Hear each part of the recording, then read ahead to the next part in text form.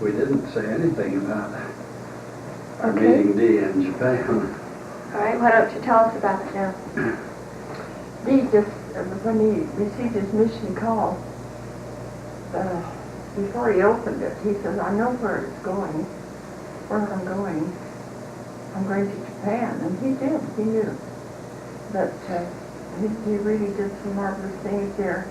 They didn't at that time have the MTC where they had the language training, you know. So the first thing they had Dee do, or not first, but was to create a language learning program for all the missions. Of course, there was just one there then. Now there's 9 or 10. And he really did a great work there. And then they actually bought tape recorders and took his manual and he went all over and traveled. But we have several very sacred spiritual experiences related to Dee's mission. I don't know, maybe I'll just quickly mention these two. I can remember, this was during the period when he was traveling all over with the tape recorders and instructions he would have to work it over with. And it was an excellent, effective program. But I remember once I was home and had some little children, and I was washing dishes. We didn't have dishwashers. And I had a real strong feeling go write Dee a letter. Well, I usually write on a certain day, you know. But this was almost as someone had told me, you know, go write him a letter.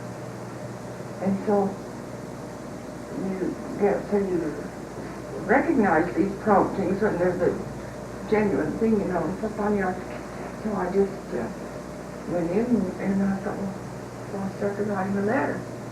And I was just told what to say. Just tell him he's doing a marvelous work. Heavenly Father's so pleased with him, and you're so pleased with him. Just great. Just keep on, you know. Just real strong, over and over, constant. And so I really didn't know that it was very true, you know. I knew it was true that he was. But this idea, you know, right. And, you know, the children are coming home in about another hour, and I can yell it, but I just had that feeling, you mail it right now. Just go mail it right now. So I had 2 little ones, so I put them in the car and went down and mailed the letter. Didn't say anything to anyone or anything about it until we got this letter from Dee. Hope I had that someplace. Anyway, he had come home, completed this assignment, and returned to the headquarters in Tokyo. But the mission president was out at the time, and Dee was so overly conscientious and so capable and does such an inspired, marvelous job on this. Well, when he got back, he tried to report in, the mission president was gone, but someone was there who had been given instructions about something. Some elder had been having some problems or something, and anyway, he got the wrong instruction to the wrong person. You know, Dee was so exhausted that something was said there, and in his overexhausted condition and all, Dee couldn't figure out why he'd say that to him, you know. Of course, found out later it wasn't for him. But anyway, he said he went home to his little apartment wherever he stayed, and he said he just felt so totally crushed and so just too tired to just kind of cope with it. And he said he walked in and he laid down. He thought he just was passed right out. He was so overly tired, and then this, which was so confusing to him.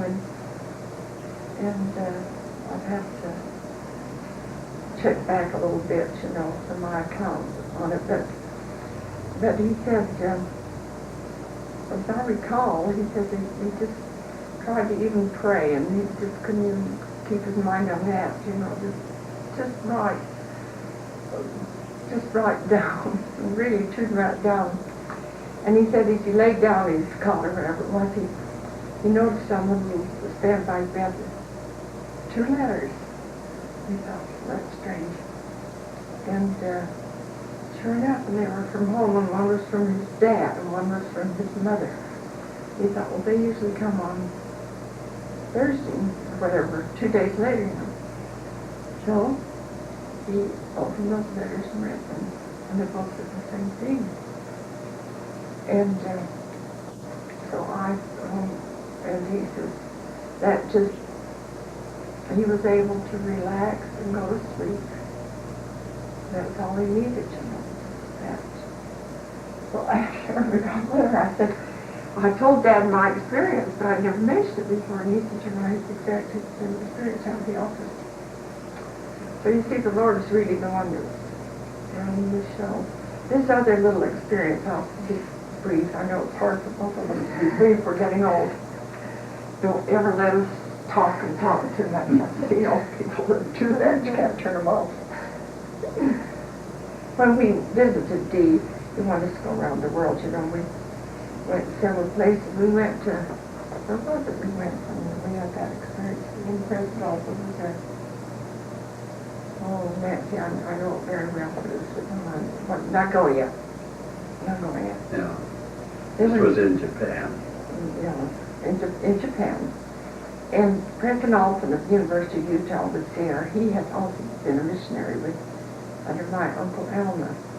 I should mention that my Uncle Alma Taylor had gone with President Grant to open up Japan for missionary work, the turn of the century. Uncle Alma was just at that time, just 18, was he? Just a very young lad. But anyway, he had stayed there 9 years in translation. We didn't put him on, I don't think. We did. Well, that's just Uncle Alma. But anyway, at this particular meeting, President Alton was there, and who he was, you know, the one in charge asked him to briefly speak, and everybody was so polite and so on. That's typical of Japanese, extremely polite, kind of formal. And he spoke very briefly, and then I had prepared a little message which I thought was in Japanese from Dee's book. And I guess the Japanese couldn't quite understand what I was saying in their language, but they were, again, formal and polite and nice. And then they said, now we've got Elder Groberg here. And so Dee stood up, and you should have just felt what happened. The place was very crowded. And when Dee started to speak, those people were just entirely different group of people. They were just so excited and so thrilled. Yet he'd tell some things, they'd start crying. Of course, we couldn't understand anything.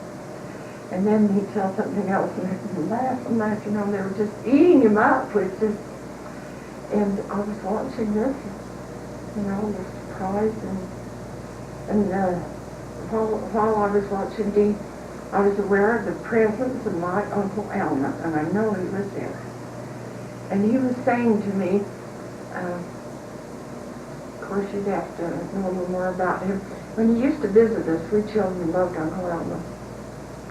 He wasn't privileged to have any children of his own. He did adopt them, but he loved all of us, and we were extra close. And he used to say, he was so proud to be part of the family. He'd always say, one of us would win some honor, some recognition somewhere.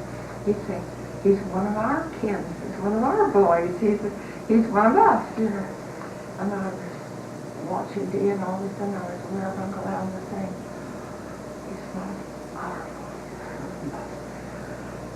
He's ours.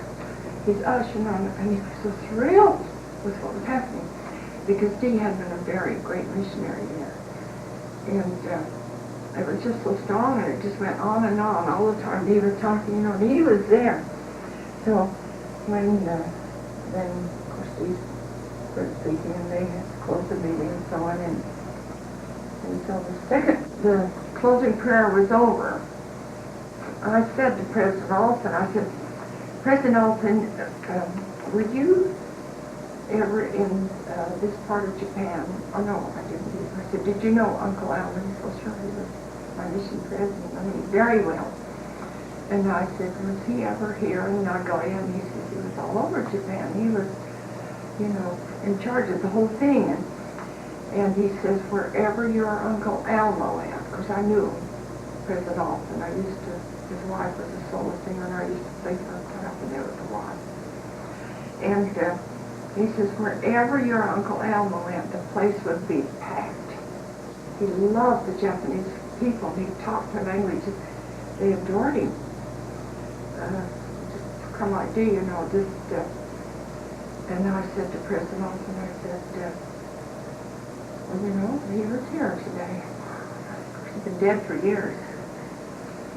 And he kind of found, could have been. Then when I mentioned this to President Alston, or to President Alston, and he said, well, he was there all right, you know. Of course, President Alston said, you know, President Alston might not have been as aware of it as you were, but anyway, he was there, and that was quite a special experience for me, you know, and I think Dee had other experience. In fact, we heard him tell when we were there for the dedication of the temple. He'd been aware of Uncle Alma's interest in prison somewhere.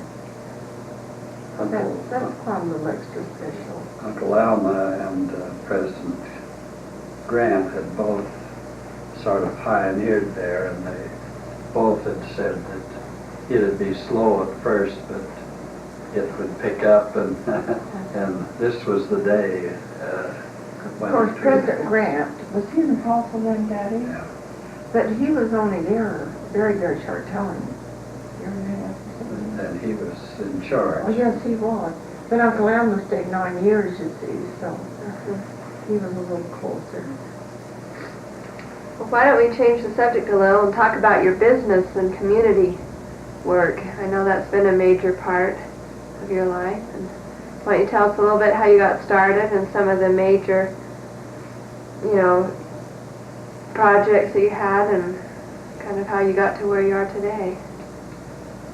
Well, we started out from pretty small beginning, and it's really an opportunity as you look back to start in a community that's growing and needs a lot of things, and you can supply some of the services that are needed.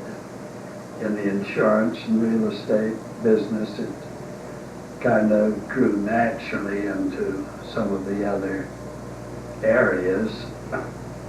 One of the areas was the appraisal business, which was just starting. I remember hiring appraisers when we first started. We had a mortgage lending business, and they required appraising, and that's the first people had heard of appraising. And we had one banker and one county commissioner that we had appointed as appraisers, and I would just take them a little slip in connection with a loan application where they could put a figure and sign their name, and that was the appraisal. And I'd pay them $3 for doing that. And I've thought of that because we had very large loans at times, and now I guess $2,000 or $3,000 would be the fee for an appraiser for one of those kind. But that was the beginning in appraising, and then in the field of business, we had lots of opportunities for buying and acquiring land for purposes for schools. They needed land for schools, and we acquired land for school. And of course, one of the real interesting parts was acquiring the land for the temple. Yeah. And I had the real strong feeling that had to get it, had to know who owned the land and how much would be necessary and map it out. And I really did that as just part of our business. And then in the title work, we just started in the, we used to have abstracts and everything was just page after page of the chains of title, and then attorneys would examine, and it was quite a bulky and a cumbersome thing, and they just started title insurance. And we helped organize and became owners of the title insurance companies, and that was quite interesting. And then in the banking business, we were aware that banks were very necessary in the community and in the business. And we helped organize, in fact, the president of the bank up at Rexburg came down, and we met in our real estate office and figured out the organization of the bank.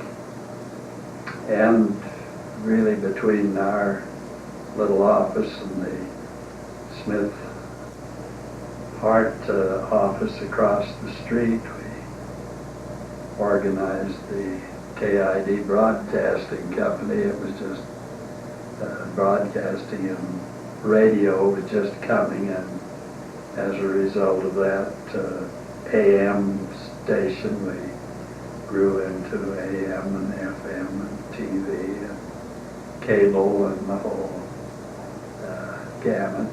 So as a result of being in the real estate business and being in the growing community, then I remember one day I went to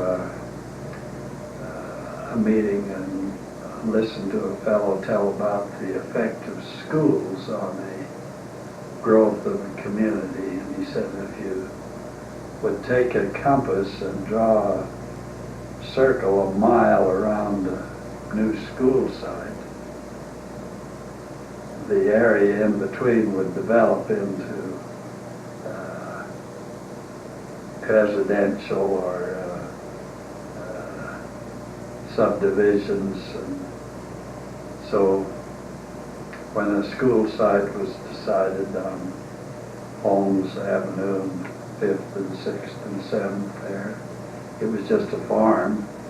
I took a compass and made a circle around and looked into land that would be available there, and that's where we bought the farm that's now Linden Park, and where we live.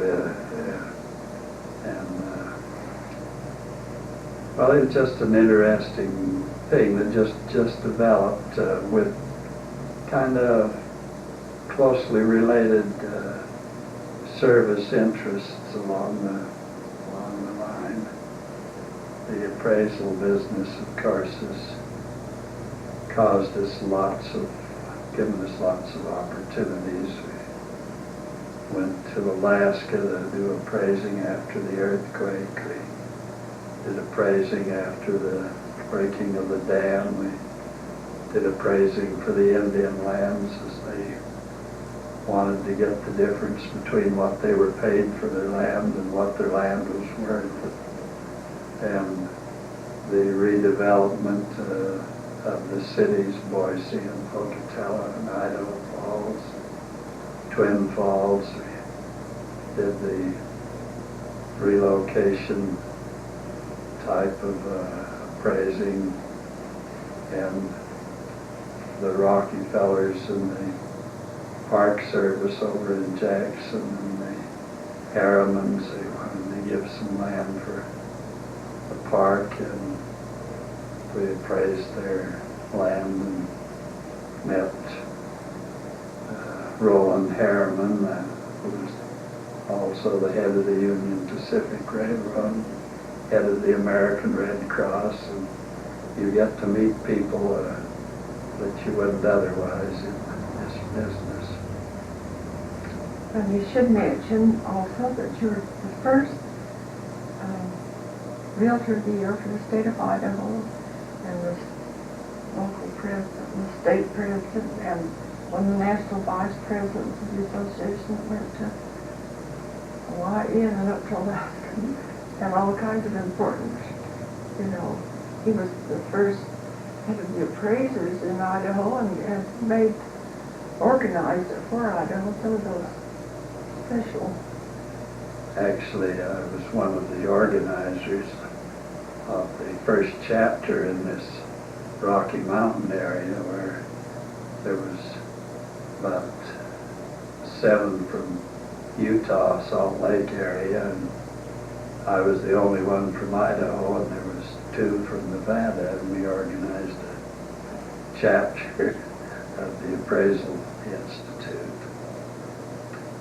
But it's been real good, and one of the thrills that I've had is that John and Dick and Joe especially have just been interested in that field, and they've helped as young fellows and then came right into the business. And John was really very helpful while he was in high school and while he was in college and while he was in graduate school. He was helping with the work. And Dick has become so capable, and he and Joe and John get along so well. And I when they ask me what I'm doing, I just say I'm just enjoying watching what the boys are doing.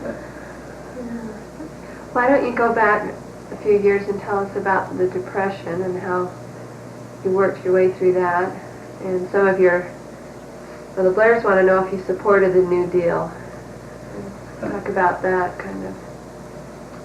The Depression, when they closed all the banks, Yeah, Mama and I just packed up the children. We had 2 children, Mary and Julia, I guess. And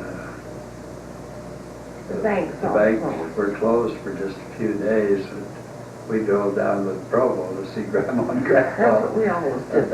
There wasn't Let's go to Provo. But it was interesting. It was really an opportunity for anyone that had confidence in the future. The land was almost being given away.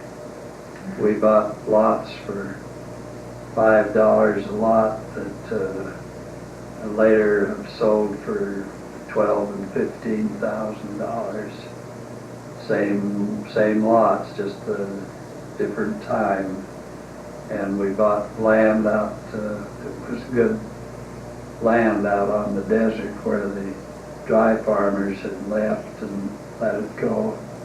We bought land for 50 cents an acre that now with just a little development is $1,500 an acre. It was really an opportunity for someone who had the vision, and we didn't have really as much vision as we should have had, probably, because it looked so hopeless. Really, it just looked like it was just something that was so tremendous that it couldn't straighten out hardly. It just looked so bad. Unemployment, and people were being encouraged to go into what they call Public Works Program and CCC, They gave us these food stamps. Conservation Corps, to just make work for them to try to, and of course that was what they called the New Deal, was giving opportunities for people to work and to get out of this situation. They couldn't just stand around, and there wasn't any thing to do, so they made work projects, and that was what the New Deal really was to start out with. And I supported Herbert Hoover when Franklin D. Roosevelt ran, and he Roosevelt beat Hoover so bad that, and Hoover was kind of a victim of the situation, circumstances of the time. He was really a great man. Well, I think it was during the Depression, Dad, that we built that house, and people couldn't imagine if we tried to build a house. They'd come over and see what's wrong with them. But the work that we did during the Depression was mainly trying to see what would happen if we came out of it. And in quite a few areas we were preparing for a time when the Depression would sort of correct itself, and doing some building and doing some listing of properties and doing some buying and doing some organizing and getting ready. And it's worked out very well. All of the businesses have worked out, and all of the land development has worked out pretty well. And the business has worked out so that there's a real good feeling about the business, that it's a real service and a real substantial thing in the community. Why don't you tell us a little bit about your political career? Well, I had a little opportunity right in the beginning during the Depression of being elected Justice of the Peace.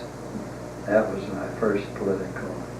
And that was a real education. I worked with attorneys, and I worked with other judges. And I think you should tell how you got that job.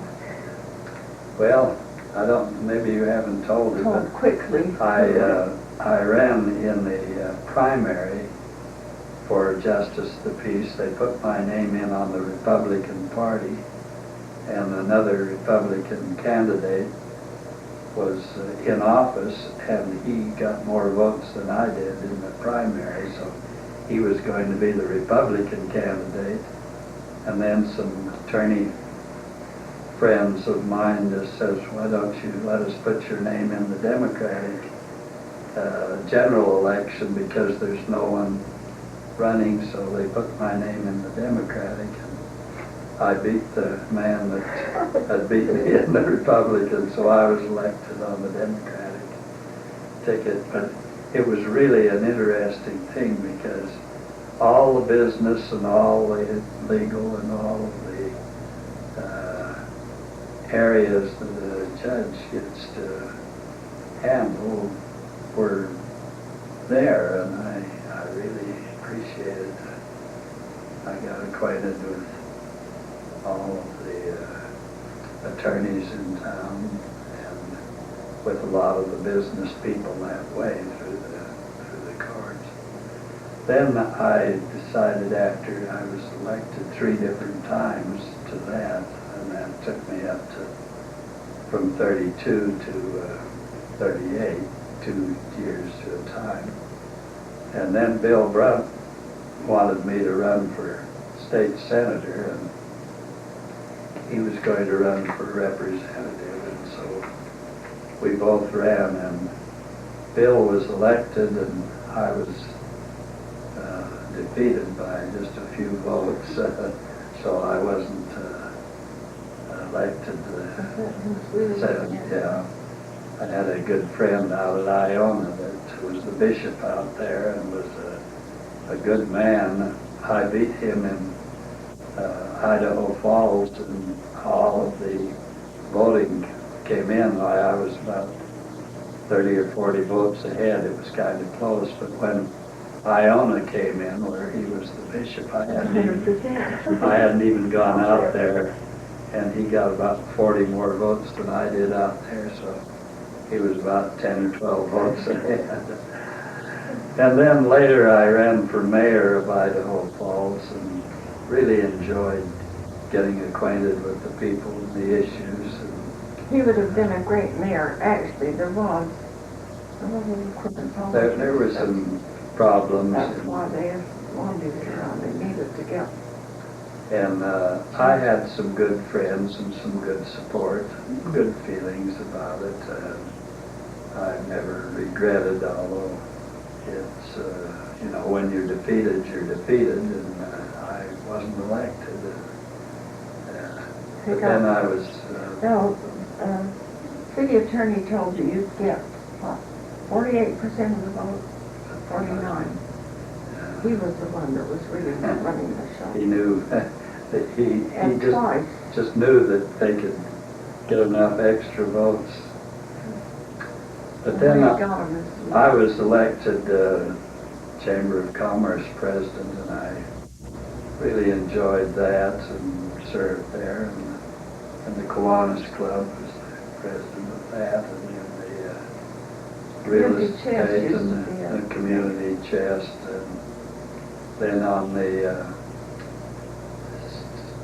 Centennial Commission of the Idaho Bicentennial. Well, the Idaho Centennial of the Lincoln's signing the Organic Act creating the territory of Idaho, and then the Bicentennial. And I was just pleased as could be with Chief Justice Berger saying that the celebration of the Bicentennial of the Constitution is of such importance that I feel if I'm going to really handle that the way it should be handled, I should resign as Chief Justice of the Supreme Court. And that was a great calling. That shows the importance that he placed on this bicentennial of the Constitution. We worked and did a lot of interesting things and had some wonderful contacts with the bicentennial of the Revolution. And of course you helped. The first city. We really organized, and of course you girls helped and dressed up as... Maybe you ought to mention Lemhi. You were chairman of that. Before Lemhi was the first settlement in Idaho for the Mormons. He was chairman of this big. Well, I was program chairman of that, and we put a monument up there, kind of honoring the first settlers who had the willingness to try out the elements to see if it was possible to have homes and raise crops and actually live in eastern Idaho, southeastern Idaho. Well, John Enoch would like to know how you decided what occupation you wanted to pursue. Well, I got into the insurance business, and then it led into the other, and I really didn't make a straight out decision that that's what I was going to do. I just got started in the insurance business, and it worked into the other, and I didn't have any special reason for anything else, and this was something that was needed. It was a service, you know, as we look at it now, you can't imagine there being a time when people didn't have liability insurance on their automobiles, but we really introduced that just as late as 1929 and 30 when I started.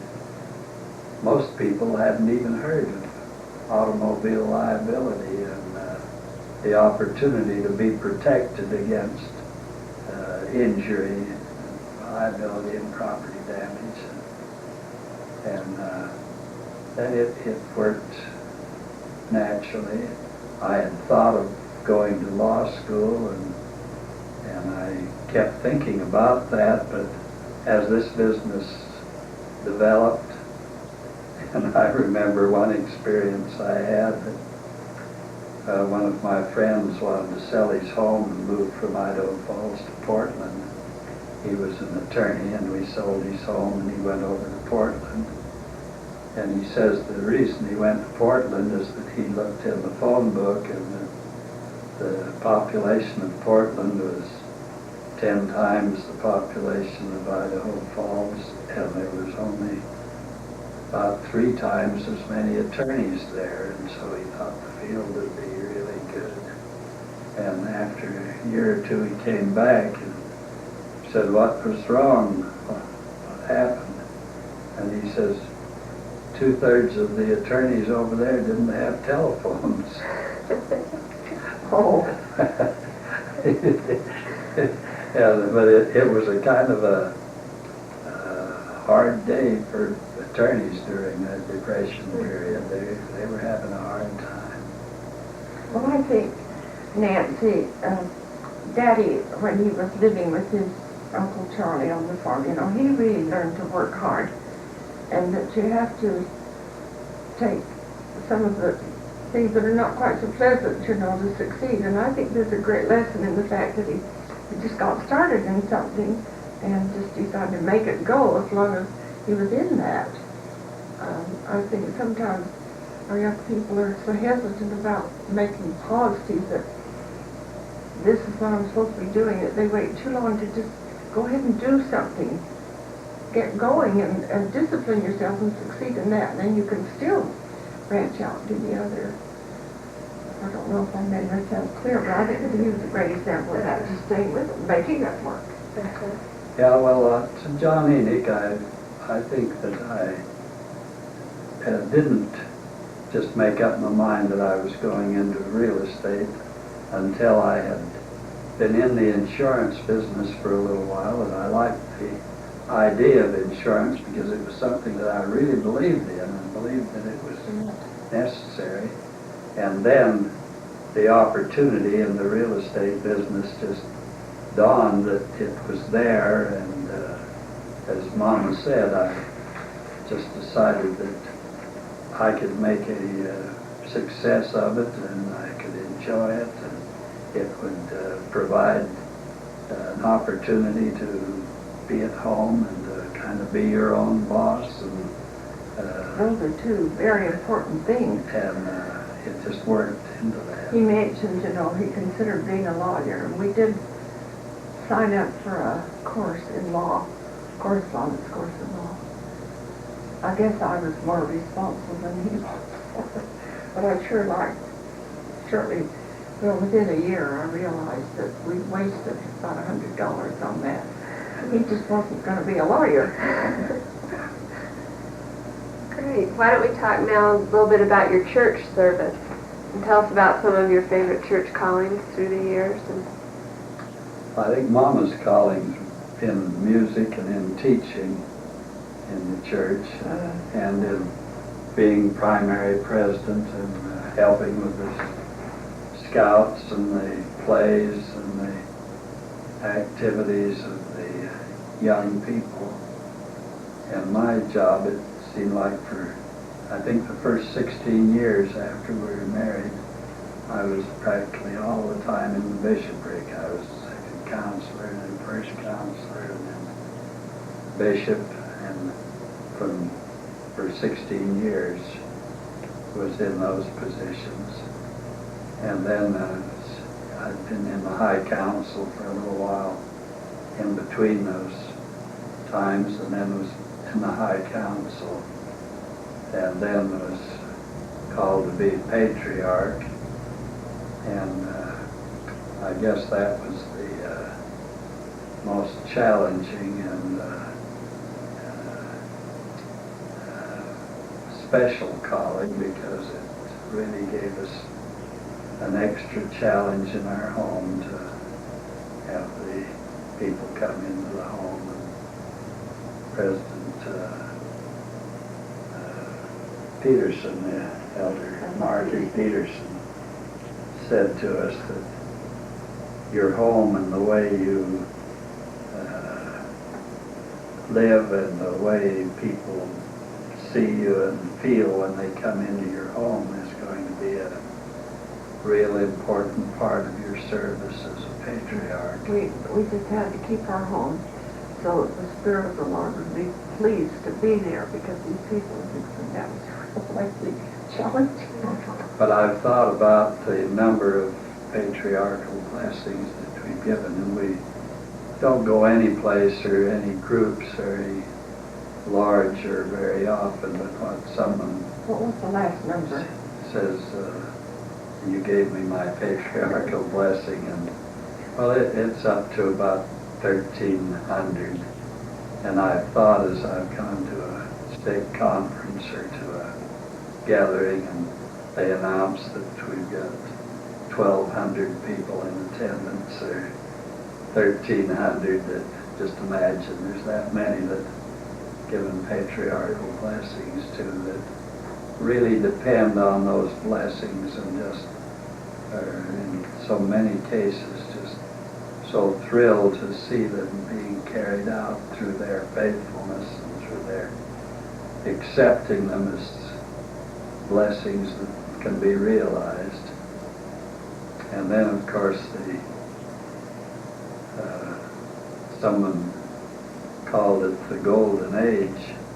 I guess you called it the golden age, but when we were called to the temple, of course, that was a special church calling, and we had opportunities to serve with many wonderful people and to be close to President Kimball and other leaders of the church and have them in our home and have opportunities to counsel together and to really serve as we were called to serve. Mama was in the temple, we really have two very important departments, and I suppose if you were to measure the responsibility in each of them by numbers of people involved, the responsibility of the matron is greater than the responsibility of the president. There's more sisters that come to the temple and they do more work, but there's two departments, and the matron is in charge of the sisters and the president is in charge of the brethren, and then they work together. And I guess if there's any position that should be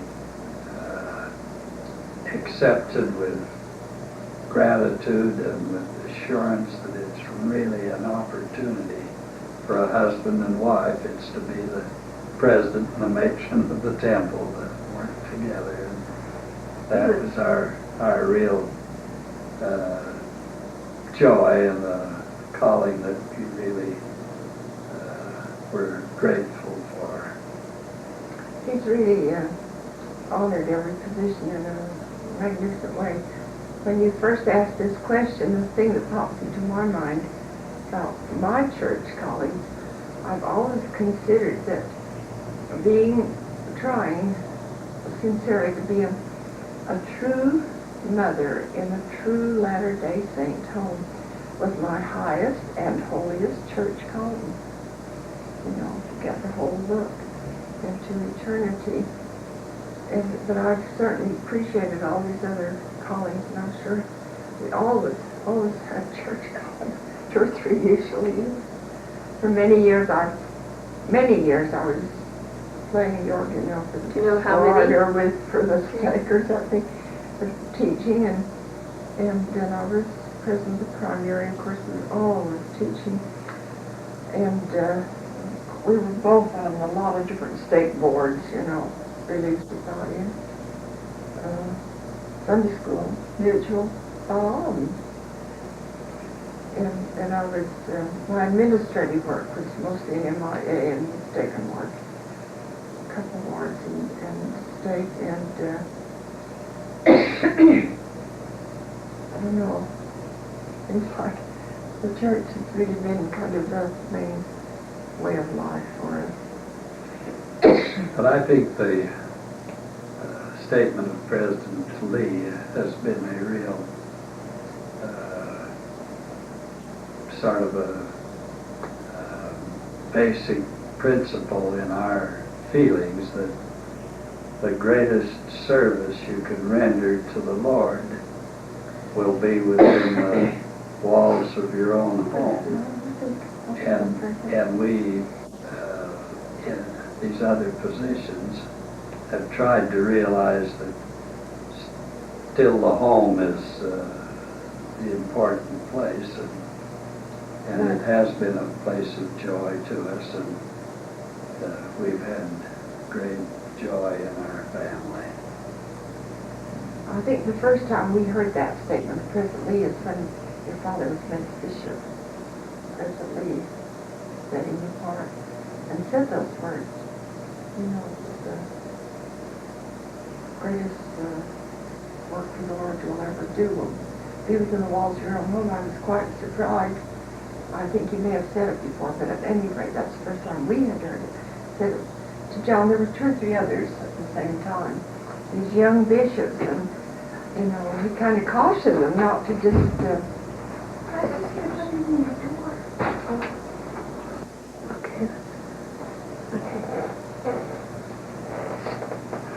You know, that thing that we're doing now that is really just as interesting and just as challenging as Mama's doing Relief Society home teaching and visiting teaching, and really building the work, and I'm in the high priest group leadership and home teaching and doing some teaching in the high priest, and you don't get into any time in your life if you're willing to serve, but there's real important work to do. And there are rewards. Let me just mention one. We went to a funeral of a dear friend. This has actually been a few years ago. And his niece was there. She had been born and raised in Idaho Falls. Her parents were totally inactive. But she came out to the board because she had her friends there, you know. And I taught her in Sunday school and in MIA, you know. There's some graphic able to pick out the thing. And after this funeral, Sandy came to me and she said, you know, I've just got to tell you and Brother Groberg something. She says, you know, my parents were totally inactive. And she said, I want to tell you, they still are. She said, I know them, but the church isn't in their thinking. But she says, I've just got to tell you that during the period when you, Sister Groberg, taught me in Sunday school and in MIA at the same time, during your retreat, and the influence of my bishop, and then gave me my patriarchal blessing, that's why I'm in the church. And she said, my husband's been a bishop. I'm the Relief Society president since then. They've gone to preside over a mission. So you see those things you never know. And I think of all these contacts that I used to teach in primary. And I remember we called Trekker class. Do they still have that in primary? 11-year-olds, I think. But you know, I've stayed quite close to every one of those boys and watched them go on the missions, and we just shared something special. It's a job. It's a challenge, of course, but it's sure the Lord's way, and it works out just great. You just do it. Why don't you tell us, just kind of thinking back over your years, what some of the most valuable things you've learned from life and some of the most important influences in your life? You know, just thinking about that, I remember Grandma Groberg telling me about Father going on a mission and what a good missionary he was and what a good thing it was to go on a mission and that I should go on a mission. And I guess Groberg, I guess all of my growing up period, I thought of that and thought that a mission would be wonderful. And I never dreamed it would be as wonderful as it was. And the mission was just so helpful in giving me an opportunity to understand how important it was to people and how important the work was and how inspired and divinely called the prophet Joseph was to accomplish what the Lord had called him to do, and how grateful I was to be able to associate with President Roberts, who was one of the leaders of the church, and with missionary companions. They, in addition to all the other things, those associations really were lasting dividends that just paid and paid and paid. And I guess if I'd pick out one of the things anyway, that the preparing and planning and going on a mission and receiving the inspiration and the revelations that came as a result of that, studying, that it's been an influence right through. And then of course I guess the biggest single influence that has overshadowed everything else but has come kind of in the scope of this other was meeting Jennie and getting an opportunity to be married in the temple and to have our family in the influence of the gospel and with the influence that I mentioned. And then another thing is the friends that we've made that have been so helpful and so much a part of our lives. We've had good friends and associates that have really appreciated the family. They've been interested in the family. They've encouraged us. They've encouraged the family members. They've been a great influence. Well, yes, I think that's a very, very good question, and I'd like to mention that, from my point of view, very much like, actually, restate your question. Well, just some of the valuable things you've learned in your life and some of the biggest influences. Okay. I haven't really learned that the gospel is true because I've always known it. You know, a lot of people gain a testimony, but I guess I was just born with it. Never questioned it. It's always been there. But I have certainly learned how it works. And it just gets bigger and bigger and more marvelous all the time, you know.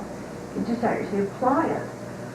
And I sometimes marvel at how when we have all the right answers, how often we don't, just plain don't do, you know, the things. That's why we have our trouble.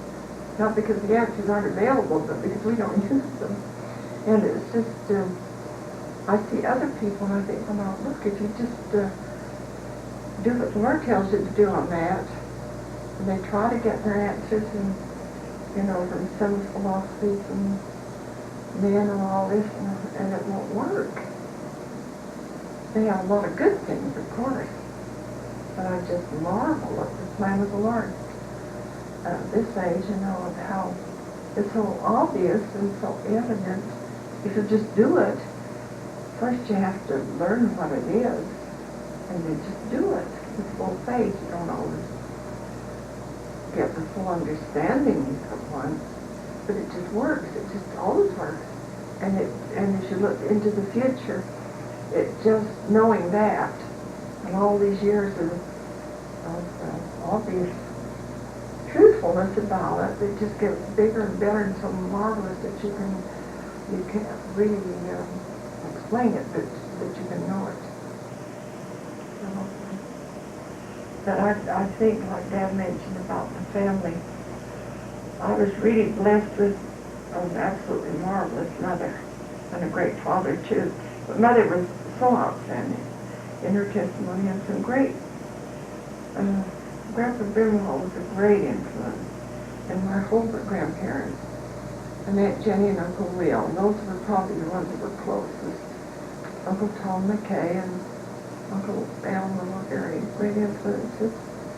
But when you grow up with all these fine people, you know, just assuming you're going to do it and thrill with it like they are, you just kind of do, usually, you know. So I think that family influence to be just good, strong members of the church, and of course, as you know, there's problems constantly. But if you can teach your children to know and to love and to want to obey the Lord in just a natural, happy way, interpreting all life in the light of the gospel, they may stray, as we know they do, but they're not going to find their answers unless they get far out. They can't, really come back until they get back into where the truth is, and it's, so you're glad you've had that privilege of teaching it to them and patiently encouraging. It's not easy, but it's the only right answer. There is. It's all for real joy. I think another area of Mama has mentioned it, and that's the extended family. We've just had wonderful support and encouragement from the extended family, uncles and aunts and grandparents and cousins, and it's especially true with me because of Father and Mother having passed away, grandparents and uncles and aunts and cousins and friends of Father and Mother been real close, and then also I think one of the real unusual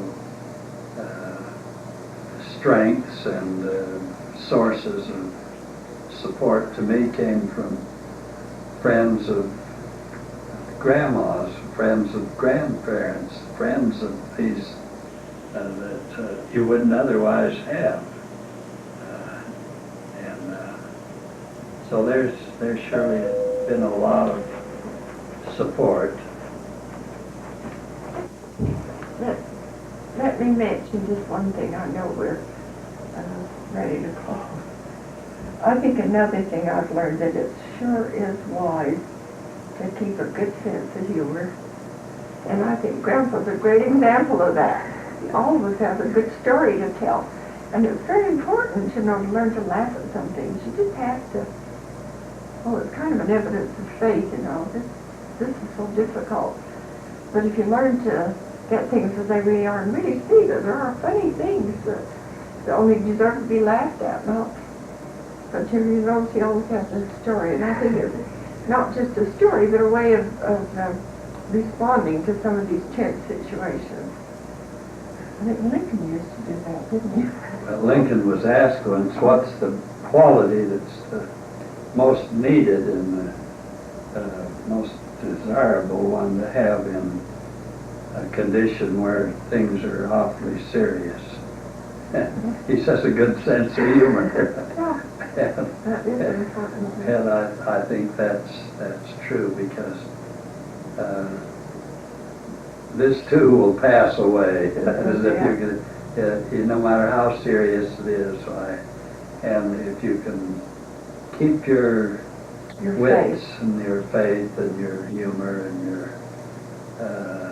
assurance that things will work out if you do the right things and if you're on the right track and you have faith in the Lord and know that I was telling one of the grandchildren the other day that it's so easy to see that the Lord must know what's best for us because He was the one that created the earth and the one that devised the plan.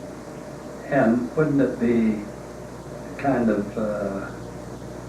foolish to think that we had to tell Him what was best for us and what was going to bring us the greatest fulfillment and joy? And the prophet Jacob says, seek not to counsel the Lord, but take counsel from Him. And I think that's an area that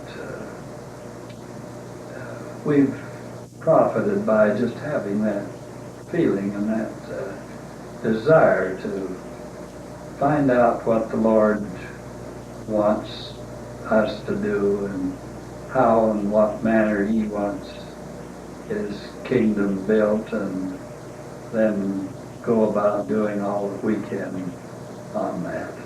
We've had your father, his unusual inspiration and marvelous talks that really bless us so often, and the other missionaries, which the children also, and so they gave us all kinds of new and wonderful, better ideas too. They're just great. But I think, as I look back, one of the things that is just plain practical, good common sense is when you're, in trouble or confused and that, if you can just honestly say to yourself, is this the way the Lord wants me to feel? Is this the way the Lord wants me to think? Does He talk? And making more decisions. But it's too sacred to be talking about all the time, But just within yourself, well, now wait a minute. Knowing that I am a child of God, and that He has given me all these great opportunities and blessings and my testimony, and a great and inspired husband who's been just ideal as far as, my husband and father and grandfather. We just have to, we all have our ups and downs, But I think we need to make the faith and just, our Heavenly Father, they both, want the same thing for you. Just get down to this good practice. And wait a minute. That isn't the way the Lord wants me to feel towards Him. Somebody say that, or do that, or feel that, or think that. Well, I think that's common sense. And I think there's way too many that kind of leave that out. And they just, every time they do, they get very far out there, cutting themselves terribly short, no matter how sharp they are. It just won't work. I think another factor or quality that is essential and is something that we've tried, and it's not always easy and it's not always understood, but it's the only way, and that's to be honest and dependable in anything that you do with friends and neighbors and people you don't even know, if you're dealing with them, if you're thoughtful and kind and honest and honorable, you feel better about yourself and about them, and it makes it possible for you to have other opportunities which would otherwise be denied you if you were not honest and thoughtful. And I think in our experience that we've tried to do that, not with maybe an outline that that's what we were going to do, but that's just the way we felt, and that's the way we wanted to just be fair, and you get into some very involved things when you're dealing with people, and as I've noticed, people that have failed and have not come through with success or with fulfillment, there's been greed, or there's been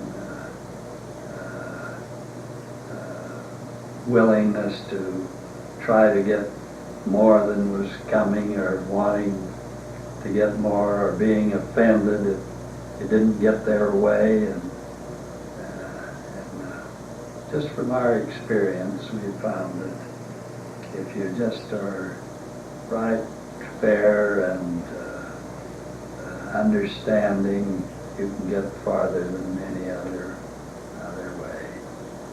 I think too, Daddy, that if you're motivated by, not by a desire to get your self-esteem or your self-fulfillment, your self-approval, but forget all that, and you just, with all your heart, want to build the kingdom of God in the hearts of your children, you know, and others, and bring them the joy that you can kind of, I've seen people that get so concerned about themselves that they just miss the boat. You've got to be living for others, and by a natural way, you know, to be concerned and helpful, especially your own that you're responsible for. I don't think you'll get it by concentrating on yourself. I guess the thought that I had summed up in the statement of the Savior, you cast your bread upon the waters, after many days you'll return many-fold, and kindness and thoughtfulness and helpfulness and all of these things, outgoing, you don't get anything for it maybe at the time, and you don't want anything for it, but as a result of that principle, it flows back. And it's like your dad said in the talk. Hi, this is Nancy Tingey. Grandma and Grandpa would like me to read a few words that they wanted added to this videotape. Okay, these are the words of Grandma and Grandpa. All of our children have brought loving companions into our family circle. Our horizons have widened and our blessings multiplied by these precious additions. They have shared with us their own heritage and families, and our kingdom has grown as their kingdoms have grown. It is indeed a great and happy process, building the kingdom at home and abroad together, which was the theme of our last Groberg reunion. It takes the dedicated effort and support of each one. We have thought how little we could accomplish without these companions and families. We at present have 11 children and 58 grandchildren and 10 great-grandchildren. More of the last two groups are on the way. Most of our children met their eternal companions at BYU. This school has been a special place and blessing in the lives of our families for several generations and continues to be. We have always supported and made contributions to BYU, and at present have a special interest in the George H. Brimhall building and plan to make contributions to help with this major addition and updating project. Grandma is managing a project started by her mother and given by her mother to her brother Raymond, a project to assemble the works of President Brimhall so they can be used. This is a major work and gives many opportunity to help. We will now show some of the wedding photos of the children of Grandma and Grandpa, of Delbert and Jennie. This is Mary Jane and Achim Fritzen.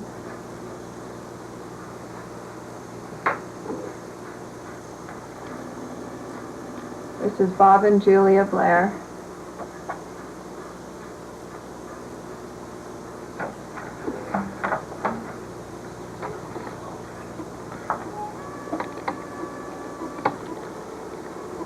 This is John and Jean Groberg.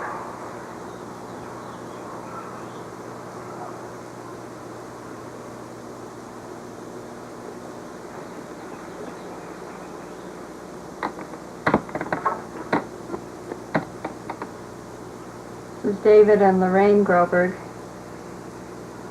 greeting Grandpa and Great-Grandpa and Grandma Holbrook.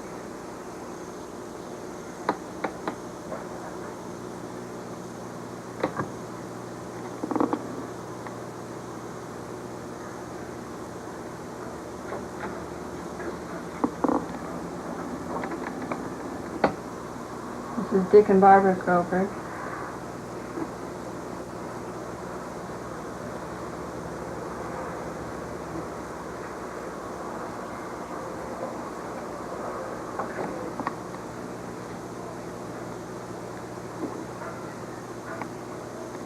This is Dee and Sharon Groberg and their family.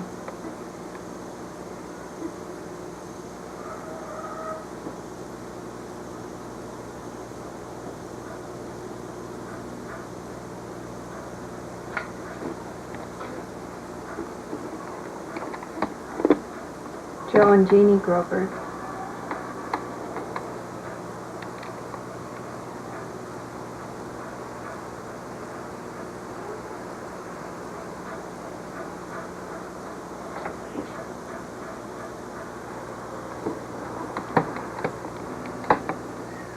Beth and Barry Stratton.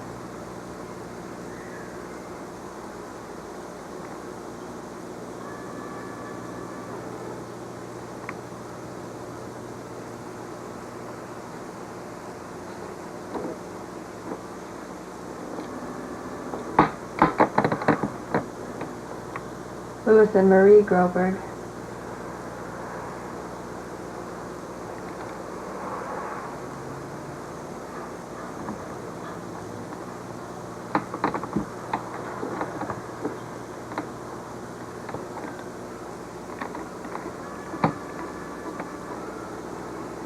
Gloria and John Hubble.